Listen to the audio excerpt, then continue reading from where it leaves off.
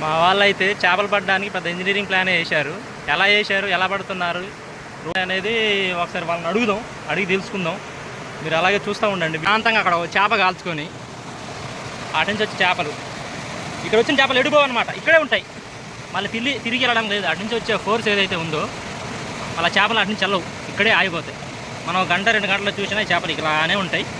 కూర్చొని కూర్చొని ఇలా సంచిలో పెట్టుకోవడం, ఇలా చేపలు చేపలు చేపలు ఇలాగా సైజు చేపలు ఇక్కడ చూడండి, పెద్ద పెద్ద చేపలు. ఈరోజైతే చిన్న చేపలు వస్తున్నాయి, సమ్టైమ్స్ పెద్ద పెద్ద చేపలు కూడా వస్తాయి. చూడొచ్చు ఇక్కడ చేపలు, చాలా ఈజీ ప్రాసెస్ అన్నమాట. మొత్తం ఇటు సైడే ఉన్నాయి.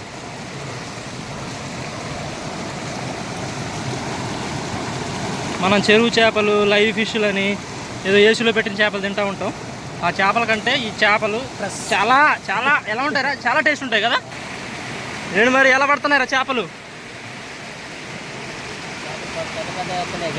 గట్టిగా వస్తున్నాయా? ఏంది మరి, ఎలా ఎలా పెట్టారు ఇదంతా? సో మీరు ఇక్కడ చూడొచ్చు, చాలా పెద్ద వాగు అన్నమాట ఇది. అవతల సైడ్ వెళ్ళే వాటర్ అన్నీ పెద్ద పెద్ద రాళ్ళతో పెద్ద కట్టేసి వన్ సైడ్ వెళ్ళే విధంగా డైవర్ట్ చేశారు. ఇక మీరు చూడొచ్చు ఇక్కడ అటు సైడ్ వెళ్ళే వాటర్ అంతా వన్ సైడ్ వెళ్ళే విధంగా పెద్ద పెద్ద రాళ్ళతో కట్టేసి ఇటు సైడ్ వచ్చే విధంగా సెట్ చేశారు. ఆ చేపలన్నీ వన్ సైడ్ వస్తాయి అన్నమాట. ఇలా ఒక దీన్ని అయితే, అరే కోయ భాషలో దీని కిట్టి అంటారు కదా మన వాళ్ళు, తెలుగులో ఏమంటారు? తెలుగులో దానికి తేలే, తెలుగులో అయితే తేలే. మన ఫస్ట్ పెట్టడానికి అయితే చాలా కష్టంగా ఉంటుంది. కాకపోతే వన్స్ పెట్టిన తర్వాత ఎరసీను వన్స్ పెట్టిన తర్వాత మామిడి కూర్చొని చేపలు పడతాడు. వాగు దగ్గరలో ఉంటే మీరు ట్రై చేయండి. వాగు దగ్గరలో ఉంటే మనకి ఇలా ప్లాన్ చేయొచ్చు. ఇది అరే ఇది ఏం వాగురా? ఇది గుబ్బల మంగమ్మ. ఓకే, ఈ వాగు పేరు వచ్చేసి గుబ్బల మంగమ్మ. చూడొచ్చు, ఇది మన ఈ వాటర్ వెళ్ళి ఎక్కడ కలుస్తుంది సమ్ము? గోదావరి కదా, గోదావరి అనమాట. ఇక నథింగ్ బట్ గోదావరి చేపలు అన్నట్టే. ఇక రోజుకి ఎన్ని చేపలు పడతాయి రషీను సమ్ము? ఇక చూడొచ్చు, ఆల్రెడీ నైట్ మా వాళ్ళు వచ్చి ఇక్కడే పడుకొని ఒక 10 కేజీలు ఆల్రెడీ తీసుకెళ్ళిపోయారు. ఇక ఇవి ఒక 20 కేజీలు ఉంటాయి. 20 ఉంటాయమ్మా, 20 ఉంటాయి. ఇలా 20 ఉండకపోయినా ఇంకా 20 కేజీలు అంతా పడతాయి. ఇక మొత్తం కర్త కర్మాక్రే మా హాయ్ చెప్పరా మా. మీరు చూస్తున్న ఈ వాగు ఏదైతే ఉందో ఇది గోదావరికి ఒక ఉపనది లాంటిది. రానున్న రోజుల్లో ఈ వాగే ఒక గోదావరిలా కనిపించే ఛాన్స్ ఉంది.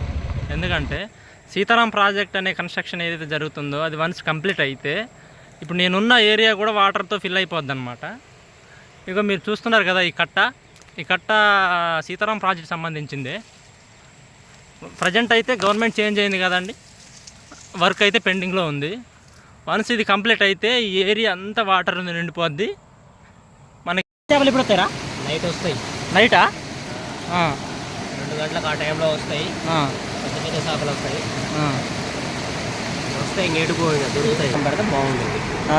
ఏం చేపరా పడుతుంది? డోల్సిర్రా. చేపలు వాటర్లో ఎందుకు పెడతాడంటే పట్టిన చేపలు చనిపోకుండా ఉండడానికి. డే అంతా బయట ఉంటే చనిపోయే బ్యాట్స్మెన్ వస్తుంది కాబట్టి ఇవి బతికుండడానికి వాటర్లో పెడతాడు. ఈ ప్రాసెస్ ఏదో బాగుంది. చేపల దగ్గర మనం వెళ్ళని అవసరం లేదు, చేపలే మన దగ్గర వస్తాయి.